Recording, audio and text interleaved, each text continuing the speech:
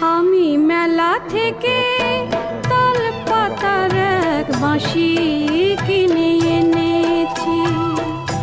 বাঁশি কই আগের মতো বাজে না, মন আমার তেমন কেন সাজে না।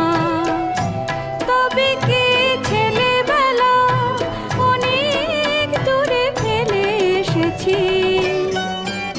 আমি মেলা থেকে তাল পাতার এক বাঁশি